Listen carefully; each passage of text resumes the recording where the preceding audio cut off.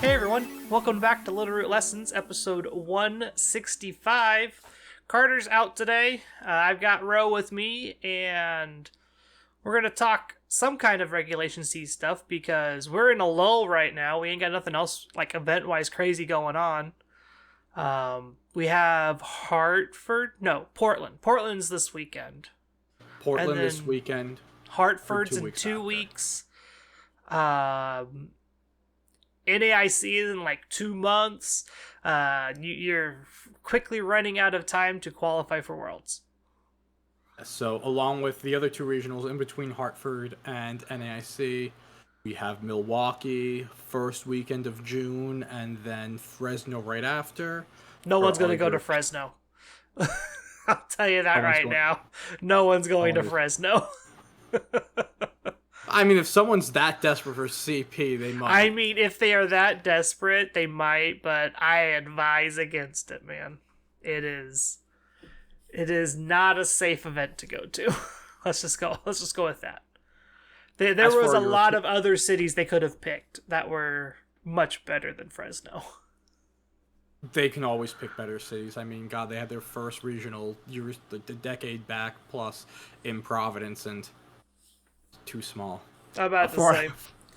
For European listeners as well, Malmo special event is the same weekend as Hartford, and for the Latin American listeners, we have it is the Santiago, Chile special event the same weekend as Milwaukee, that June 2nd, 3rd, and 4th.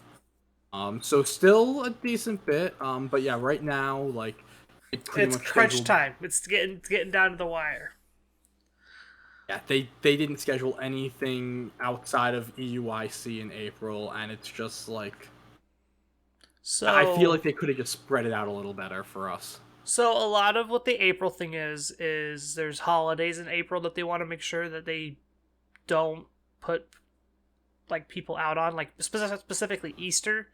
I know there's a whole lot of like Catholic holidays in April and things like that, and so they're more. It's like combination of spring break. Kids aren't going to be around to play anything.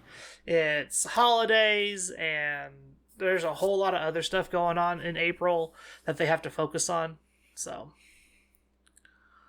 yeah, I used to. It's weird though, cause like back when everything was just a regional weekend, all the regionals were just one weekend. It was always the first weekend of spring break for me.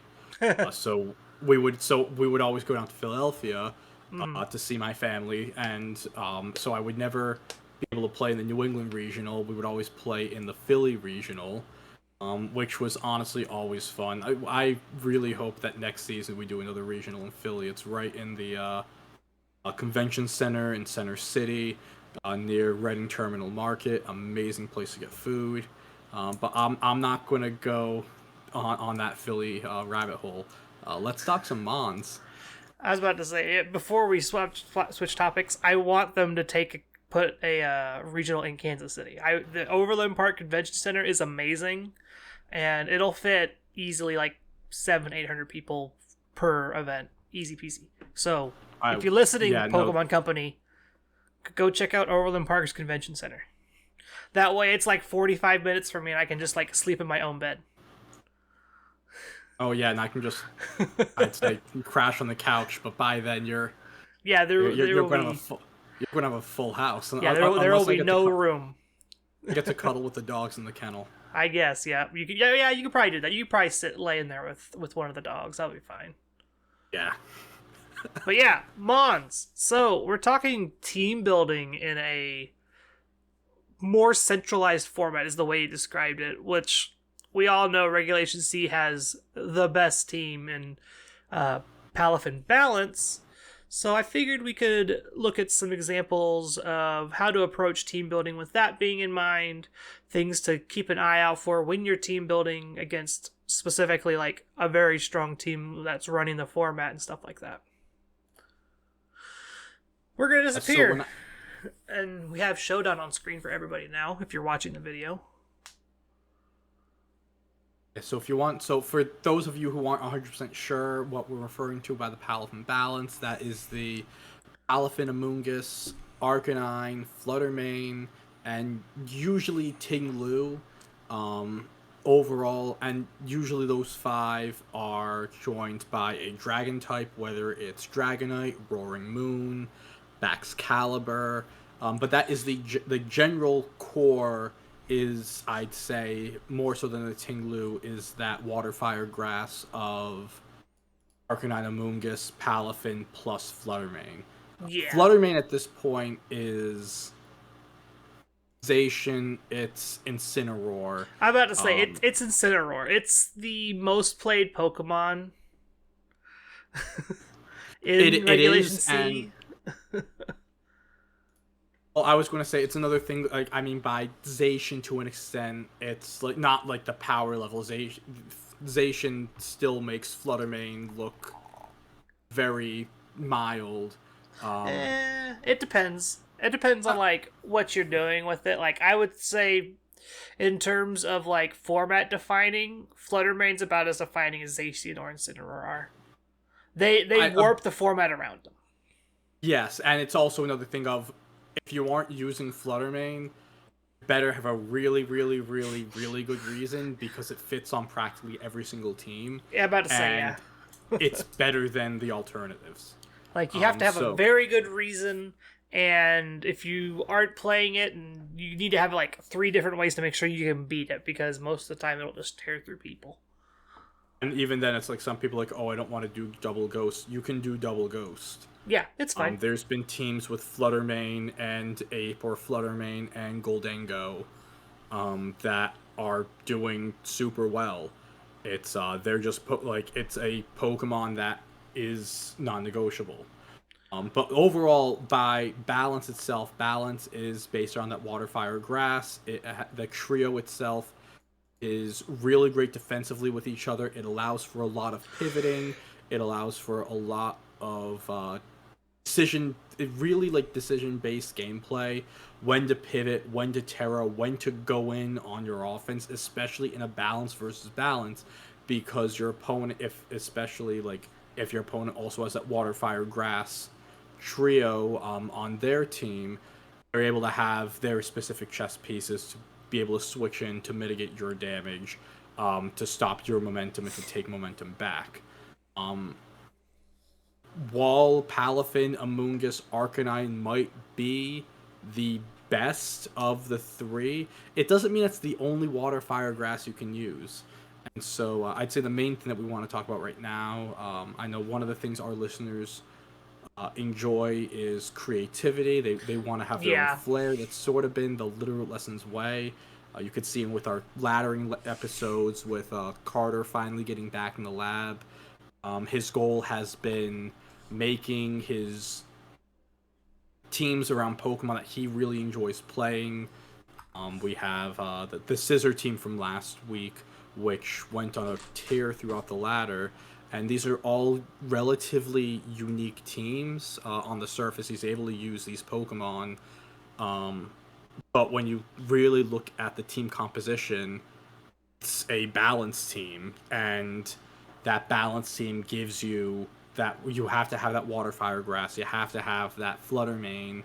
And then outside of that, you get these wild card spots. And the wild card spots are where you can have fun.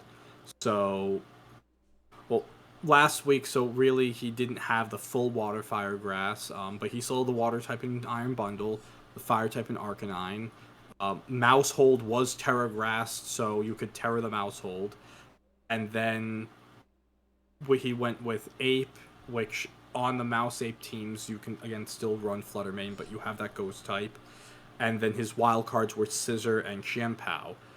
So again, looking at it, it looks like a Mousehold team, but it also has that balance background, that Fire, Water, Grass core, that everything is built out upon. Yeah. So, as I've been riffing, Carl's been putting out a lot of different Fire, Water, and Grass types, and so. Let's go in. Let's talk about different. Which type do you want to talk about first? Water is probably the more flexible of the 3 in this format right now, just because one of the water Palafin types. is just like the best water type, and then it's everybody else. Like whereas like things like the grass types can kind of variation between some teams, and the fire types can kind of vary between some teams. So focusing on your water types right now is probably the big thing, mainly because these are mostly going to be your checks to Palafin. Yes. The big three, I think, right now, specifically outside of Palafin, are Gyarados, Gastrodon, and Iron Bundle. Gyarados having that Intimidate, being essentially immune to Fissure and any other ground type attacks into it, giving you some extra pivot power. Gastrodon being able to absorb all of those water moves from Palafin with its Storm Drain ability, and Iron Bundle just being crazy fast and being able to hit Palafin for super effective damage with a Freeze Dry. There's a lot to like with these three Pokemon in particular when you're looking to build on your team, and a lot of these just slot in really easily into existing archetypes where you can kind of plug and play certain Pokemon. Yeah. So Gyarados specifically, I think, is in terms of call them the splashable balanced water types. I think Gyarados is the second best in this format. If everyone can remember back to December of 2022 when we're still playing, or November of 22 when we're still playing Series 0, a lot of people were playing this Fire, Water, Grass, Ting-Lu teams, except they weren't using... We didn't really know how good Palafin was at the time. We didn't figure that out yet. A lot of them were playing Double Intimidate with Gyarados as the water type to go along with the Arcanine. You can still do that today. However, a lot, I'd say the second most common version of Balance, not to get a little ahead of things, is the Gyarados. It's the Palafin turns into Gyarados to provide Intimidate, and the Fire Spot becomes Chi-Yu. This is a little more of an offensive version built to try to like maximize the Fluttermane's damage potential with the Chi-Yu Flutterfish combo. But still, it's Gyarados is able to do a lot. Initial sets were flying Terra Blast sets with Dragon Dance, but now you've seen a lot of more supportive sets. Gyarados has moves like Helping Hand and Thunder Wave to be able to boost damage output, add speed control, and some of the Thunder Wave sets are like some of the sets with Thunder Wave are also running Terra Steel Iron Head, giving you Waterfall or Terra Steel Iron Head as two options for paraflinching, which is I know it's a hacks based strategy. However, at this point, whatever you can get some extra turns, these balance versus balance mirrors, even if it's Fire, Water, Grass versus Fire, Water, Grass, it is a lot about positioning and gaining momentum, and anything you can do to at least make your opponent second guess, give them a dice roll that means that they might not be able to do anything. That alone is going to really help you gain momentum in your favor, turn over turn. Yeah. Gyarados overall it checks a lot of good boxes in this format. Being that as having that immunity is huge. Like ground type coverage is more popular than ever because everything is Terra Fire or Terra Steel or Terra Poison, and so a lot of Pokemon just carry ground type coverage as a natural thing. And so having that natural immunity to it when your water flying typing means that you can pivot in and out and kind of essentially waste turns off of your opponent and essentially get free Intimidate cycles off and kind of just keep that ball rolling. My favorite sets are the Thunder Wave Terra Steel sets. Specifically just like being able to Thunder Wave and then have that good speed control. You could play a bulkier set with like a Citrus Berry. I've seen Gyarados with Safety Goggles kind of working just like the Arcanine would, where you, instead of playing that Terra Steel, you do play that Terra Flying Terra Blast to kind of help you deal with the Amoonguss. But overall, like you said, Gyarados is probably the second like best water option. I would say third would probably be Bundle right now. I agree. Bundle just being wicked fast compared to everything else in the format means that nothing is outspeeding you if you are max speed timid with booster energy, unless they have like Tailwind. That is the only way they're outspeeding you most of the time. Yeah. Now, the one down now defensively as a water type, since Bundle does have a weirdly high physical defense, base 110, it's actually pretty good into Palafin. We're able to take some hits and return some damage with the freeze dry. Some offensively, some bundles have even completely dropped the water coverage, keeping only freeze dry and icy wind for speed control, and opting to use Encore.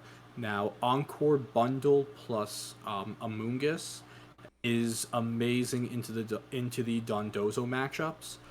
You can hit the Dondozo, you can get it to Encore on Protect, on Rest, really any of its more passive moves. Even Earthquake, something that Dondozo runs that isn't going to do as much damage into the bundle due to its physical defense, to force the Garrett, to force it into a weird position. We saw this, I cannot remember, it wasn't Knoxville, but it was I believe it might have been Vancouver Regionals, where we That saw the sounds right. power of Encore bundle combined with Amoonguss, and those two alone can provide your team with an almost, wouldn't say an auto win against Dondozo, but those two Pokemon combined give you a really, really good matchup against Dondozo. While Dondozo isn't a balanced team, so to speak, it is something that you do need to continue to have a matchup for. So Bundle gives you a little more than Gyarados, especially because people are starting to run Oblivious on their Dondozos to stop the Intimidate spamming of Arcanine and Gyarados. Bundle could actually give your team a better answer to Dondozo than Gyarados could, or even Palafin. Yeah. We'll talk about Dondozo a little bit too, because Dondozo falls into that same category of this is kind of like a balanced water type Pokemon. Solo Dozo is actually still really, really good, and people have been using it to decent effect, not any kind of crazy big tournament wins, because obviously the Tatsugiri Dozo combination is so powerful that just having that on your team makes your opponent immediately have to respect it and change their game plan according to that. But I like Bundle probably the most of all the water types outside of Palafin right now, just because of that speed factor. Knowing that you are 1 point faster than Fluttermane, you are 1 point faster than the fastest Ruins. Like, the only way you lose Iron Bundles in a speed war is an opposing Iron Bundle or like a priority Tailwind. That's the only way you're going to lose Iron Bundle in the face of anything, because Jet Punch isn't knocking you out. Extreme Speed, if you can essentially calc for that and not have to worry about it. And you could even play Terra Ghost and get around that immediately. And so I really like Bundle a lot. It's probably my favorite water type right now of the bunch. And it easily kind of slots into certain archetypes, but can be harder to play in others. Again, Bundle's another one mon that does work more offensively with Chi-Yu. Carl and I are going to argue about Chi-Yu in about 15 Yeah, minutes it's on here. It's going to be down the way a little bit. But yeah, it's Terragos. I do think Terragos is the best way to play Bundle right now in order to avoid those extreme speeds. Now, another thing, just with Carl, to go on what Carl was saying about speed control, one thing I did realize with this format in general is that there is very little speed control in the format. Just looking at today was a Victory Road's April challenge, and when you're looking at forms of speed control on the teams, you do see a couple Corviknights. There is a Palance team that has Dragonite in the there's actually a couple Palance teams where Dragonite is in the Dragon slot, but which is a mon that can use Tailwind, but we don't know if it's a Tailwind Palafin or not. And then there's one Murkrow and one Talonflame, like the Tailwind birds. So overall, it's like it's not like a lot of speed control, and the speed control that is out there is Tailwind. There is no trick room in this format so far. It is practically non-existent. So part of that is because the Palance team actually plays slower on average when it's not using its priority moves. Trick Room teams just get blown up by all the priority and they can't really thrive that way. Now, I've been playing around with trying to figure out like the best way to build a Trick Room team in Regulation C. Hint, hint, video coming out on that later this week. But a lot of it involves things like Farigiraf and Serena being on the team, being able to prevent that priority from ever being a problem, and then you just underspeed everything and use that as your advantage that way. Getting back on track though, we talked about Gastrodon a little bit. Gastrodon, I think's the weaker of the bunch, even though it's got essentially the best ability of the bunch into Palafin. Palafins mostly just run mono water anymore, where you have haze, bulk up, protect, two of those three in the last two slots, and then you have jet punch and wave crash. If you can get Gastrodon in a 1-on-1 in that situation, it's pretty much game over. Yeah, also other moves like we saw sub on Palafin or other coverage moves being Ice Punch or Close Combat, but the best one, even like Ice Punch and Close Combat are neutral attacks. Ice Punch really isn't doing as much damage. Close Combat, you're lowering your defenses, making it easier for the Gastrodon. Gastrodon is such a weird Pokemon because it's one of those Pokemon where on paper it should be the answer to everything in this format, especially if you go Terra Fire. And this is a different, like, the theory and on practice. In theory, this is an amazing Pokemon. In practice, no one has been able to figure it out yet. I don't know if it's just the power level just isn't there to keep up with these high-powered Ruin Pokemon and Palance and Paradox Pokemon, or someone just isn't looking at it the right way.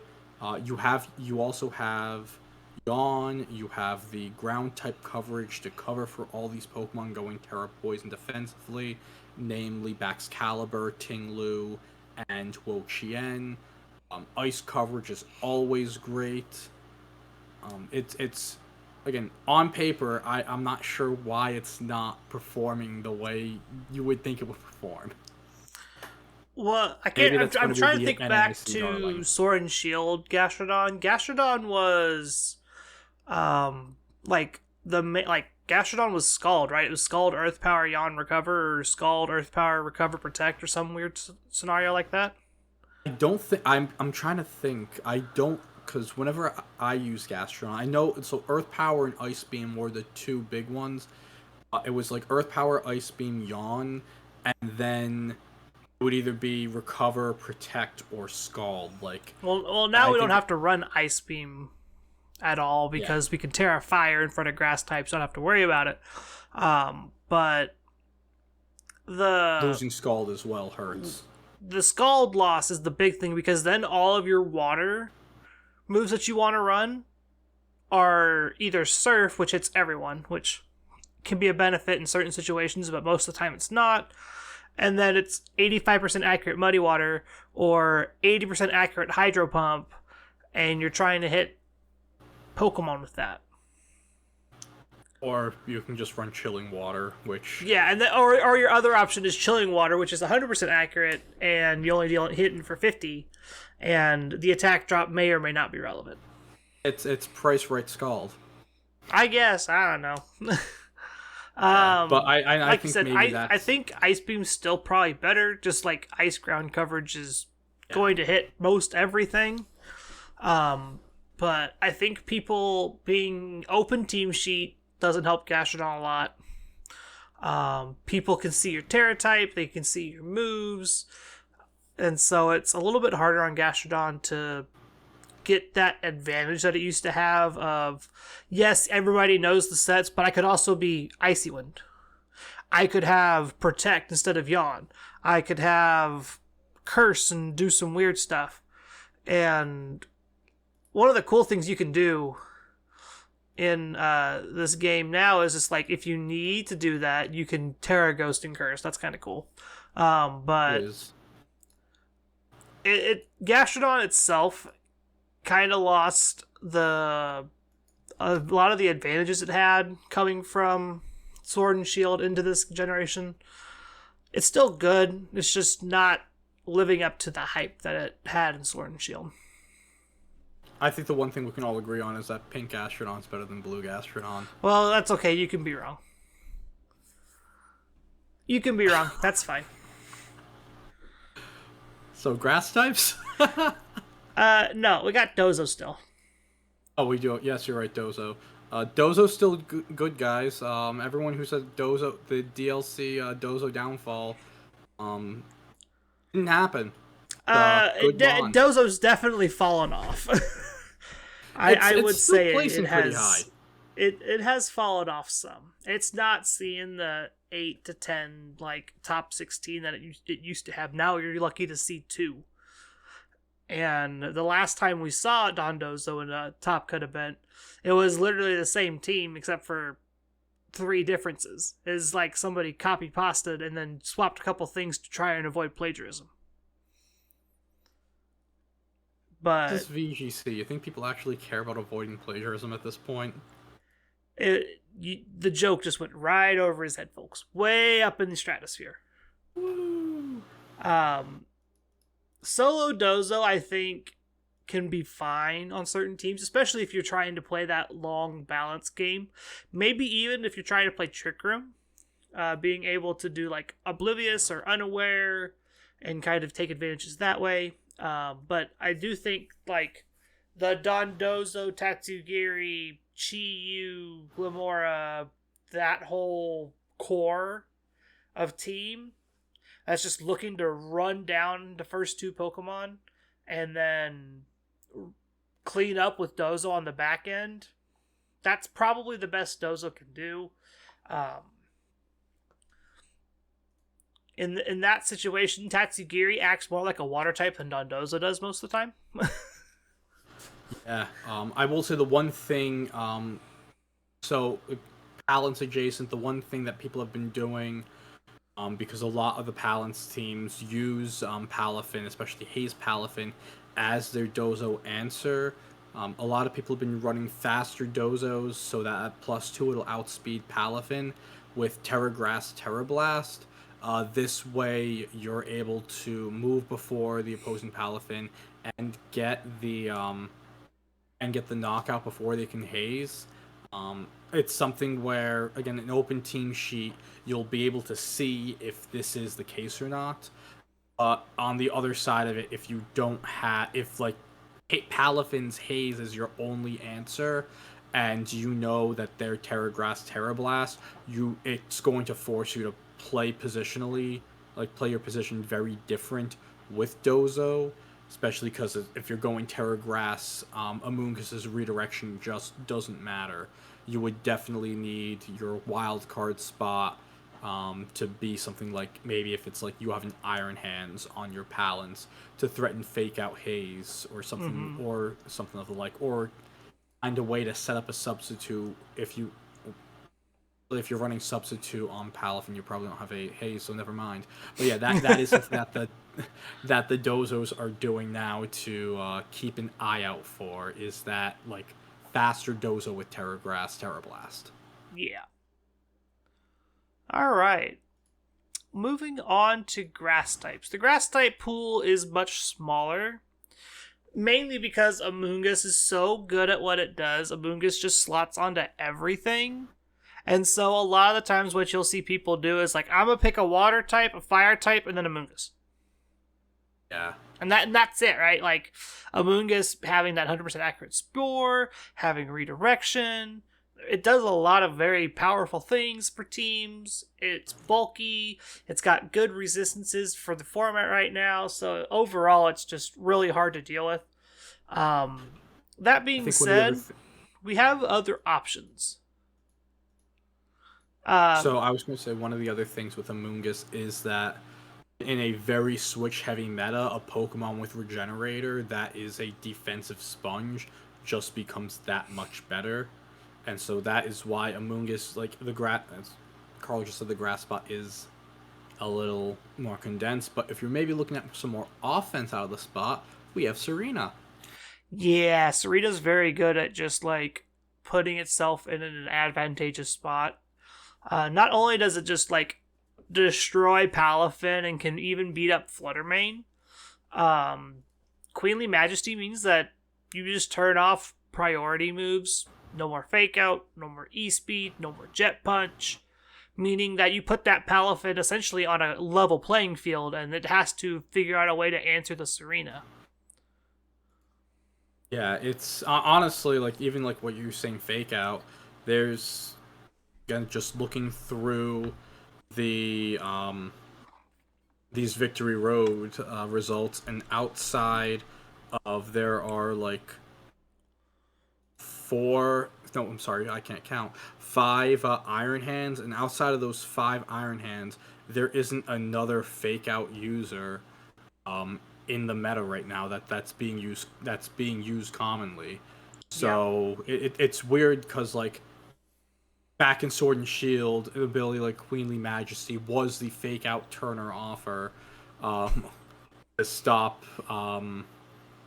Rillaboom and Incineroar from clicking the "You Can't Attack" button, and now it's turned into like again Jet Punch, Extreme Speed, Ping Gambit, and Chien-Pao, Sucker Punch, Brave Bird, Talonflame.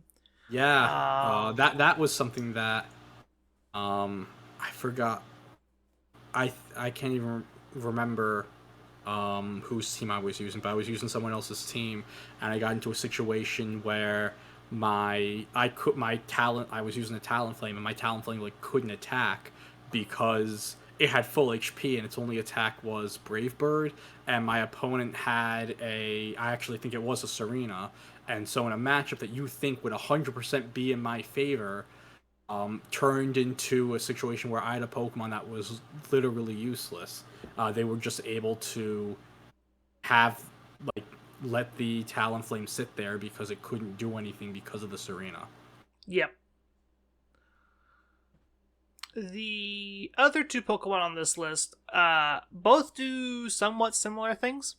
Yeah. Lilligant and Jump Bluff both work really well with Torkoal, having that ability Chlorophyll.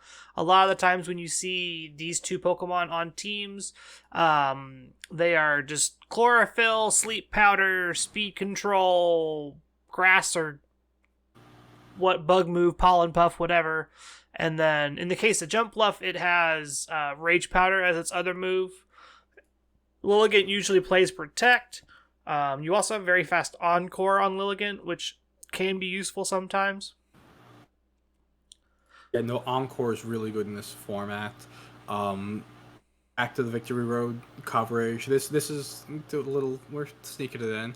Joe UX9 won the tournament using Jump Bluff as his grass type on the Torkoal Sun team. Again, Helping Hand, Rage Powder is really great. I personally think that Jump Bluff is the better of the two like Sun grass types because of its ability to redirect to have a safe eruption. One of the downsides of that Lilycole after you eruption combo is all of the priority moves that we were mentioning before. Your Extreme Speed, Sucker Punch, all of that is going into the Torkoal beforehand, therefore limiting the mitigating the damage that eruption could do. With Rage Powder Jump Bluff, the Extreme Speeds or the Jet Punches will go into. The Jet Punches really won't hurt as much because of the Sun and the resistance. You are going to take the Extreme Speed to the face, and it probably is going to take you to Sash. But what's really cool is that if you redirect a Sucker Punch, then that Pokemon its Sucker Punch fails, and that Pokemon doesn't move. And so, in a roundabout way, like Jump Bluff keeps your Torkoal safer to allow it to do more damage, even though it's going to be the last thing moving. Yeah. Notable other honorable mentions for grass types here is pretty much anything with Sleep Powder. Yeah. If you noticed, outside of Serena, the more popular grass types all have access to Spore or Sleep Powder. Think Toadstool, Accruel, Breloom, Brute Bonnet to an extent. Poor Brute Bonnet kind of just got pushed out of the format because when everything's a dark type, everybody starts carrying more things to beat dark types. So your dark typing on grass and dark becomes a big liability. And so poor Brute Bonnet kind of got pushed out of the format in terms of use, but could see a resurgence depending on how the format kind of plays out. Yeah, I think in general, just for Pokemon usage, for you to have a dark typing, and pretty much for you to just be weak to Fluttermane, you have to do something super, super unique and special to be, to still be used. Of course, for Ruins, all have their amazing abilities and stats. King Gambit, you can terror the dragon types, but outside of a slightly fast, still not that fast Spore, Brute Bonnet just doesn't differentiate itself from the other grass or dark types enough to make it worth using in the Fluttermane meta. Yeah. Right. Let's talk fire types. Because this is the spot where, again, it kind of bottlenecks. Arcanine's clearly head and shoulders above most fire types. And teams will differ on fire types depending on what they need their fire type to do. The big answers usually when you're looking at other fire types, Chi-Yu, Volcarona, and Talonflame are pretty common. Torkoal's more common on slower, more bulkier teams. And unfortunately, Paldean Tauros Fire is kind of fallen off. Even though it does have that Intimidate and kind of acts like an Arcanine. I want this Pokemon to be so good. This was something that early, when Reg C rule set dropped, Chris and I talked about, okay, could Tauros be the Arcanine replacement? It's a little faster. It has, you can put, and the big thing with Tauros is you have that stab close combat to really punish the dark type Ruin Pokemon and King Gambit. Certain balanced teams, for example, Fiona and Atmosphere's Flutterfish Gyarados balance, that was a team that really struggled against King Gambit. And so a Pokemon like Tauros would hypothetically be really good into it. And then you realize it's neutral to Fluttermane and its special defense stat is bad and Moonblast exists. And that's real. And that's really the difference between if this was pure fire, if this Tauros was pure fire, I think it would have a higher usage, but then it would also just be Arcanine with its stats shuffled around. Yeah. There are some benefits to Paldea Tauros Blaze. You're faster than Arcanine naturally at base 100. Your bulk's a little bit shuffled around, a little bit more favorable to physical attackers, which kind of sucks because you already have Intimidate, so you don't really need that. It'd be better if it was maybe a little bit more even in special defense. But unfortunately for the Blaze breed Tauros, it's just not quite up to snuff anymore. There's not much to say about Torkoal when it comes to being a fire type. It literally is just Eruption, Heat Wave, Fissure, and kind of just go from there, right? Today I learned that Tauros can learn Fissure. Yeah, that Torkoal can learn Fissure. That's terrifying. Yeah, it is a scary Pokemon. This is, I think this is the set, honestly, right? It's just you have Yawn, you have Eruption for when your HP's high. When you get hit, you just start clicking Fissure to get lucky. It does actually have some great coverage as well. You do have Clear Smog, you have Earth Power, Solar Beam, It's you could do like Body press. the super bulky body press. It's a fun Pokemon. Um, just hearing it and learn Fissure though is scary. I think the other thing with Torkoal is that it does like work best on a Slower. Sun team. Of course, again having like one of those like Lilligant or Jumpluff with it, and then your past Paradox Pokemon to take advantage of the weather boosts, make your Flutter Mane the best Pokemon of the format even better, make Great Tusk super um, oppressive and threatening. So I wouldn't say it's the most splashable. What makes Torkoal really tough is because of that drought ability. You really You playing a gotta be water really type with careful. it. Yeah, playing a water type with it could be anti synergy. So you might not have that great water type defensive switch in to switch in, or you might be mitigating your own water type's damage output. In before we get Walking Awake in the next competitive format, and it just throws all of what we set out the window, and you'll see Torkoal, Walking Wake, and Hisuian and Lilligant all next to each other. And this is time stamped. Our listeners are smart enough to realize that time goes by, and that like we only make decisions knowing the data and What we have right information. now. Exactly. Talonflame also pretty straightforward. This thing clicks Brave Bird, clicks Tailwind, has fast Will-O-Wisp. Fast taunt as well. The taunt. The like taunt that's is it. yeah, pretty much that's the set. Like there's no Or, crazy nonsense to it. A lot of the times you'll see, if you see double fire types, it's usually one of the other ones we mentioned plus Talonflame. Talonflame is not really a fire type, but is a fire type, if that makes a lot of sense to people. yeah, no, you aren't. This is the same way how Iron Bundle is a water type that, at least at this point, isn't running water type moves. Next Volcarona is on our list is Volcarona. Volcarona is actually a Pokemon. Weirdly enough, it can fill that Amoonguss slot on your team, being the bulky redirection, like supporty Pokemon, but it does add a lot more offensive pressure than the Amoonguss will, at the cost of not being able to sleep spam. Now you just burn everybody instead. It's fine. Yep. This was a staple in Series 2. This Pokemon was seeing a ton of play as like just better Amoonguss. You could redirect and you could struggle bug to hit things, and bug fire was actually a decent typing. You could resist hits and not have to worry about too much, and if you were scared of something, you had Terra Water in your back pocket.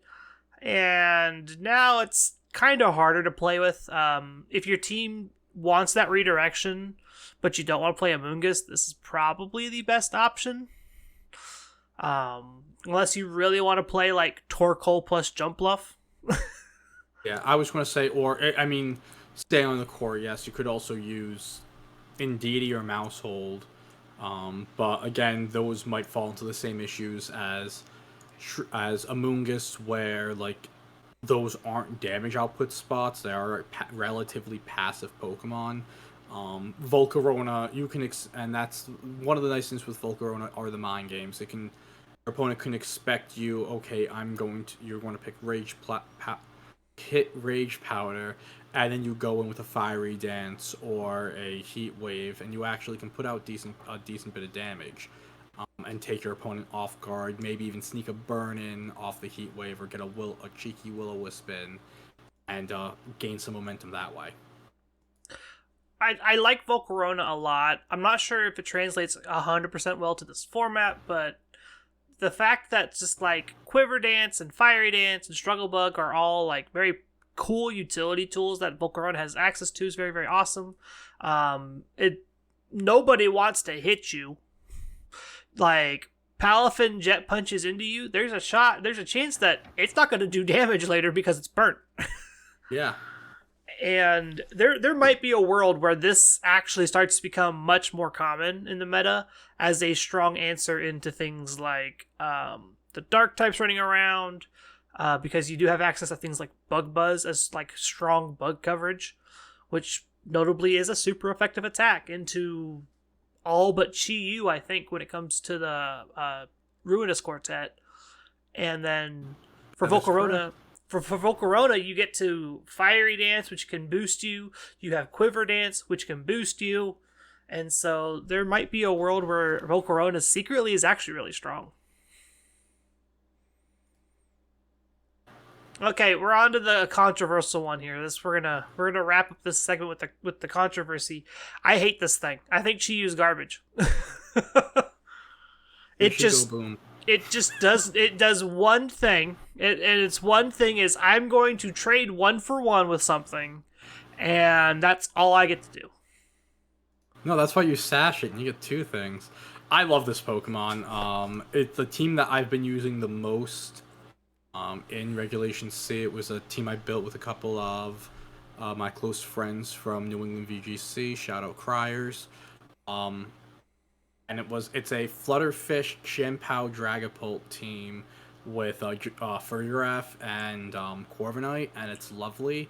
And the mode that I really enjoy the most is that Flutterfish mode. My overall interpretation of the meta right now, or at least the way I'm approaching team building, is Fluttermane's the best Pokemon, and my take is I need to build a team that makes the best Pokemon do its best, and Chi-Yu really helps that. There was a lot of different sets.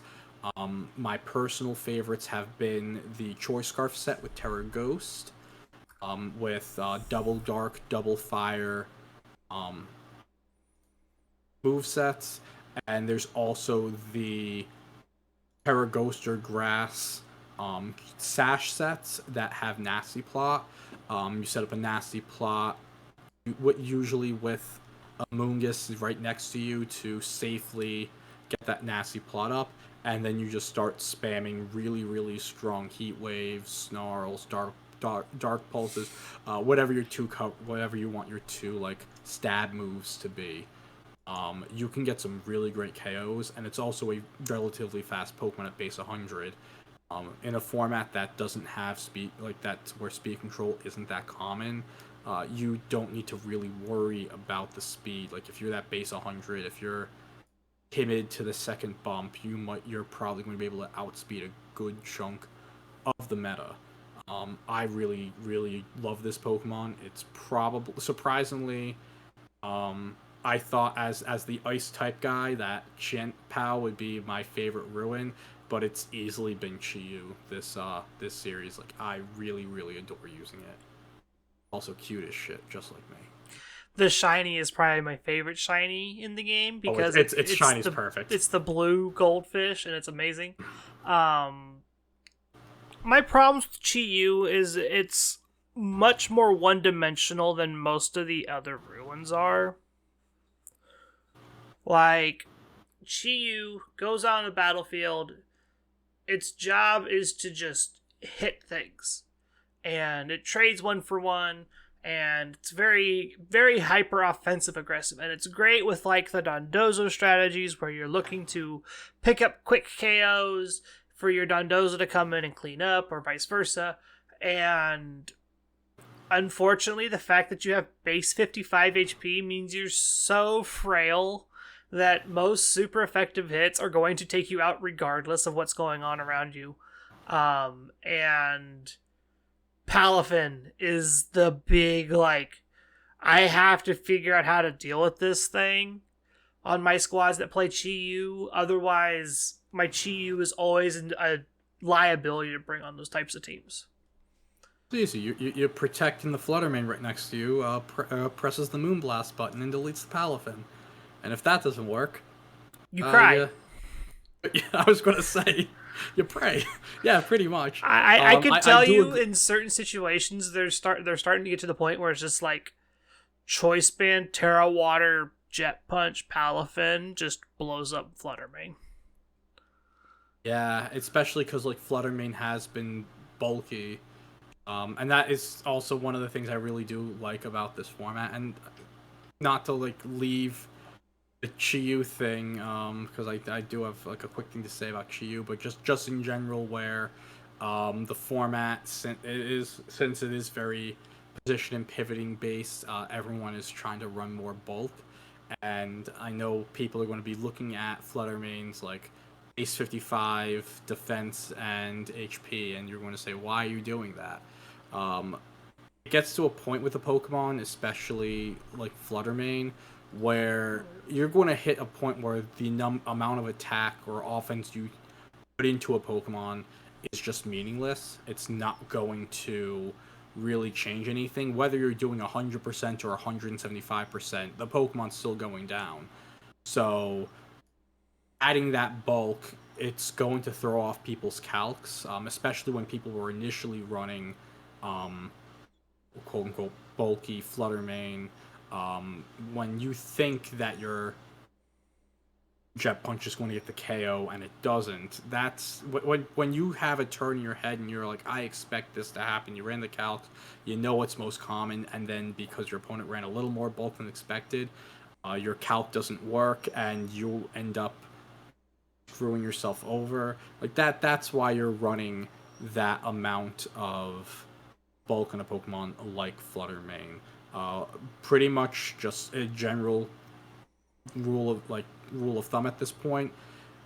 You should run it like it's on the screen: 100 HP, 252 defense. If you can take that out, you're good. But if that's not, if you can't calc or get your damage calc to work to where you're one-shotting against that, you gotta reconsider where you're at with the Flutter Mains. You can't assume the 252, 252 timid or modest anymore. Like you're expecting the very, very, very, very thick, like at least 4Cs Flutter Mane. To piggyback off that, you were talking about just like things getting bulkier and things like that. Overall, things like Flutter Mane and these Pokemon with really like lopsided stats like this benefit a lot from just minimal bulk investment. Can throw off people's calcs wildly.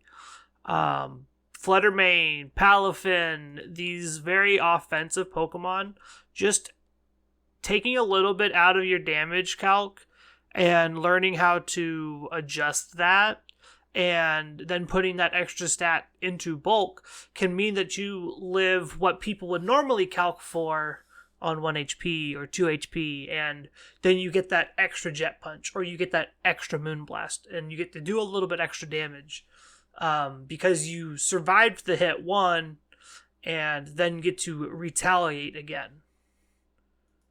I think one of the other things as well is the fact that we have these ruined Pokemon now in specifically Chiampao and Chi-Yu, where you can drop that Chi-Yu in and getting that, like, it's not a -1, it's a minus 25% for the ruins, where, okay, you don't have the stats to get that KO, but I'm going to switch the fish in, and that debuff on my opponent that debuff on the field is what is going to be like the math maker, where I'm getting the best of both worlds. I'm bulky and I'm able to pick up that KO that I would have needed investment to pick up if I didn't have the fish.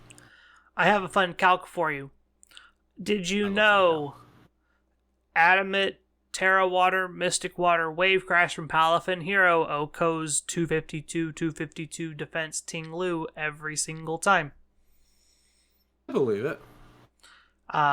It's very, very close because Ting Lu obviously they're not gonna run 252 HP, 252 defense plus defense not nature. Most Ting Lu don't run that, but that's always a good way if you're doing if you're looking for specific calcs and things like that. Check the extreme first. When I do my calcs, I always start at the extreme. And if I can't KO the extreme, then I kind of dial back my stats to figure out, okay, what's a comfortable range that I want to do this thing at. For the case of Palafin, I was working on trying to figure out how to OHKO Ting Lu. I'm just like, oh, well, I'm always naturally faster than Ting Lu because it's a Ting Lu. And so I don't always have to jet punch it. So I could always just wave crash into it and see if that does it. And it turns out that Adamant 252 plus Mystic Water, Terra Water, blah, blah, blah, wave crash will pick up Ting Lu a good chunk of the time, even if it's the max. Yeah, and I mean, speaking of max, I know like one of the Flutter sets that have been popping. I forgot who was running it, but there was someone running a Specs Flutter, 0 speed and 0 special attack investment. It was just all bulk investment, and just because Flutter main, like the base 155 special attack and speed, you're already naturally super fast, no investment, and you're already doing so much damage, especially with that with the specs, that like again it's you get to a point where it's win more with the investment to, especially specifically the investment to the attack. So that's just some general knowledge. Get your bulk calculators out. Optimize those numbers. Yep. Make sure when that's the thing, right? Is when you have a team that is dominant like this one is, it's much easier to actually team build, right? Because you have to worry less about less Pokemon essentially, less random anyway, and can focus on, okay, these are the more common sets. This is what people will probably creep to. And then you can kind of start adjusting your team that way and start looking at your stats that way. It's like Flutter mains are, when they're max speed, they hit this number. While people who are playing Scarf, whatever, are probably going to try and hit this number. Let's creep that number by 1. Or this is the standard bulk on what Ting Lu or Arcanine is playing right now. I can OHKO them through normal means, but let's add 1 to make sure that I don't get bodied by the Arcanine that has an extra special defense point. And things like that. No, it's in a format where the team comps are relatively similar, even if it's different Pokemon, they're still all playing relatively the same roles on these balanced teams. And with the open team sheets, it's turned into where like the creativity of your spreads itself, it matters a lot more. They do matter. Your tech Pokemon also matters a lot more. It does, and if you want to just run through, because I know we're about to say there's just run through some tech options. King Gambit's super popular. It is. It doesn't take up any weird item slots. No, it's either going. It's the most common version that recently has been Terra Dark Black classes. Yeah. Protect Sword Dance, Sucker Punch, and Kowtow Cleave. You can also run Terra Flying with that same exact move set. There's Terra Flying Assault Vest to Yep. just kind of ignore Ting Lu. There's Terra Water, Terra Fire. I know that there's just so many different sets for King Gambit that it can be a little bit jarring at first trying to figure out like what plays best with your team. And I think it comes down to more of just like how you want to play with your King Gambit and what you want your King Gambit to do, what teams you want King Gambit to be able to beat, so on and so forth. My personal favorite is the Assault Vest Terra Flying, because then Amoonguss isn't like you could stare down an Amoonguss and probably OHKO it after like a Defiant boost. I don't even think, depending on how much investment you have, because like King Gambit has a good bit of like base attack. I don't even think you need, like, if you can get the Sword Stance off safely. Well, I mean, if you're AV, you don't have Sword Stance, but like, yeah, if you're AV, you have enough attack investment where you can just pick up the Amoonguss regardless. You can also add like low kick to the AV for to take out Ting Lu, or honestly, opposing King Gambit, or low kick's actually really great into the Genpao Dragonite teams, because those Dragonites are going to go Terra Normal, and you'll be able to pick up the Dragonite, or maybe not pick it up, but like do at least 50% into it with a low kick, and actually they'll be terroring into a type that you can then hit them back with a super effective attack. It's funny. I think the majority of King Gambit, the reason it's on these Palance teams is because of the Chien Pao Dragonite matchup. Like, King Gambit literally sits in front of both of them, and if you have the right setup, like if you can threaten that Chien Pao to where it can't click Sacred Sword, King Gambit just bodies most of their attacks. Yeah. What else? And speaking of Chien Pao and Dragonite, you can throw Chien Pao and Dragonite on your Palance teams. Justin Ting did that to win the first Regulation C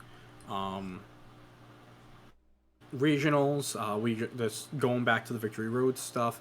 We do have Kian Campbell, who went top 16, did the same thing, had the Palance quartet, and then threw on the Chien Pao Dragonite. Chien Pao also works well with Palafin itself, so those are another wildcard option. There's a lot of, there's other options. The Dragon type slot in general could be Dragonite, could be Roaring Moon, which is what Paul Chua used in his in his EUIC winning team. Baxcalibur's been very popular, not only because Baxcalibur is one of the few Pokemon that can actually take out Ting Lu in 1 to 2 hits, but also because the Baxcalibur slot counters the other non-Baxcalibur Palance teams, where you have a Pokemon that is immediately threatening their Dragon slot, along with their Ting Lu slot, if Ting Lu is their other wild card Pokemon. Yeah. Not only that, it's just there's a lot of physical attackers on the Palance team normally anyway, because you have Palafin and you have Arcanine both using that physical stat. Amoonguss, even to some extent, most of the time will play Seed Bomb if they do want a move of a damaging move of some sort, just because Ting Lu is so common that Giga Drain and Energy Ball just don't cut it. And so maybe sometimes having that physical Seed Bomb attack is beneficial. It also lets your Arcanine comfortably run Extreme Speed, giving yourself another mode of priority damage. Yep. And again, Arcanine, it's even if you aren't fully invested in attack, Arcanine still has a decent attack stat. When you throw in that Swords of Ruin ability, your Arcanine will actually pick up a lot more KOs than one would expect. These Intimidate Fire types play passively because they're trying to fill the supportive role with the Intimidate, with the Will-O-Wisp, and so sometimes you can lull your opponent into a false sense of security. It's like, oh, they can't pick the KO up, and then all of a sudden you're switching to your Chien Pao, you're clicking Extreme Speed, you're clicking Flare Blitz, and all of a sudden your opponent has one less Pokemon than they had beforehand. Yeah. But yeah, that's pretty much everything we wanted to cover today. At least about team building wise. It's getting a little bit long in the tooth, though. I think people are probably sick of hearing us talk about Palance for the 3rd week in a row. Yeah. Next week we'll be able to talk about, I won't be in there, but we'll have a tournament to talk about where good chance Palance might win it, but maybe not. I always make the joke that Palafin has won an event in every single format, and it's probably the best Pokemon in Scarlet and Violet, hands down, just because of its consistency. Baxcalibur is another one of those Pokemon that has won a lot of different events, and a Pokemon that on its face value kind of look at weird and just why is this thing doing so well? It's because Baxcalibur has a really, really high attack stat. And it has decent bulk. No, it's Ice-type Supremacy. Come on now. No. You always Terra your Baxcalibur. That's an immediate thing. But yeah, I think that's going to be it for this week. Yeah, Anything you want to get off your chest before we get out of here? Today, in my apartment, I had to go play Find the Dog Owner, because a little golden doodle tried jumping into Amanda and I's apartment while we were trying to put groceries away. No, that's just how adoption works now, dude. That's just No, how that pet is adoption works. the adorable dog, but no, I found the owner. It was an adventure though. Also, this is my April, sneaking It in on the is last day to get my sneaking in on April the last day of April. Yep. I legitimately do not know when if I will be able to hop on in May. Yeah, good luck on that one.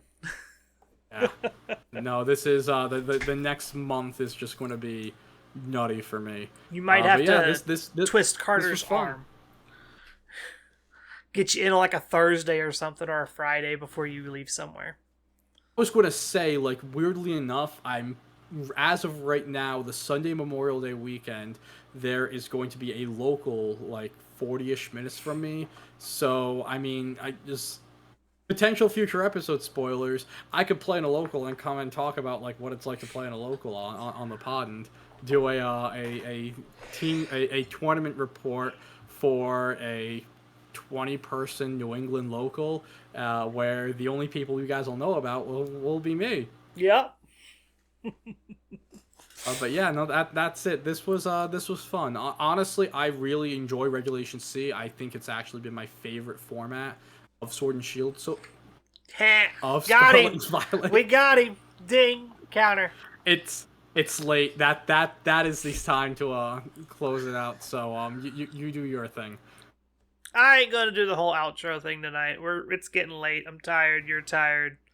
Yes. People know where to find us. Everything's down in the description down below. Go check out the Twitter at LR Lessons. Go check out the website, lrlessons.com. Merch page isn't live yet. We're working on that. We're waiting on samples to come in. We got new stuff coming in, so we'll have a look at that here in a little while. What else is there?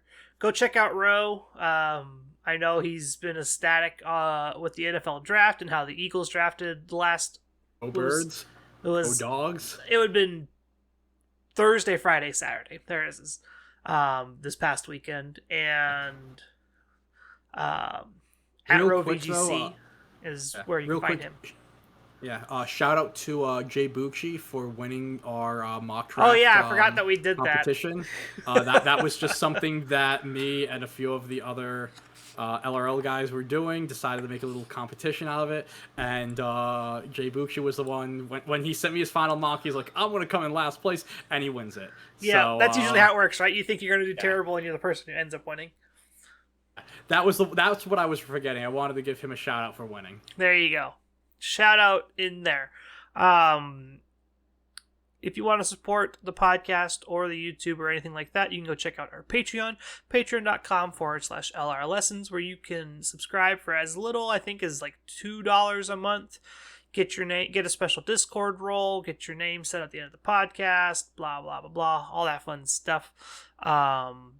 Special shout out to our $10 and ups subscribers, Johnny Bravo Sr., and who's the other one? Carter says it every week, and I don't remember who it is. Is it Papa Swish? I think it's Papa Swish. I want to make sure, because I don't want to mess it up. It is Papa Swish. See, I listened to the ending. Good job. Proud of you. Oh, thanks. And I guess that'll be it. Have a wonderful week, and we'll see you next week. Bye, everyone.